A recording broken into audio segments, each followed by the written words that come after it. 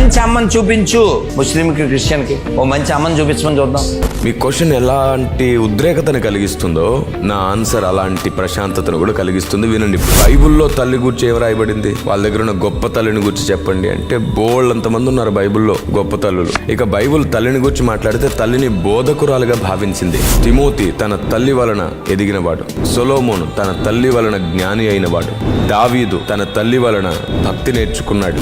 ఇలా ఎందరో మహాభక్తులు బైబిల్ గ్రంథంలో ఉన్నారు. బైబిల్ తల్లికి చాలా ప్రాధాన్యత ఇచ్చింది. ముఖ్యంగా స్త్రీకి చాలా ప్రాధాన్యత కూడా ఇచ్చింది. గుణవతి అనే స్త్రీ ఇంటిని కడుతుంది అని అన్నారు. వాస్తవానికి ముందు ప్రపంచం బాగుపడాలి అంటే, నేను మానవతావాదిని అంటారు కదా, అయితే ముందు కుల కట్నాలు లేని వ్యవస్థను కలిగించడానికి ప్రయాసపడండి. మేము అదే ప్రయాసలో ఉన్నాం, మీరు కూడా అదే ప్రయాసపడండి. కులాలు కట్నాల పేరుతో భార్యని హింసించేటట్లు ప్రోత్సహించే ఆచారాల్ని అరికట్టలేకపోతున్నాం. ఇప్పటికీ ఏ మతం వారైనా అవసరమైన దాని మీద దృష్టి పెడదాం, అవసరం లేని దాని గురించి మాట్లాడుతున్నారు.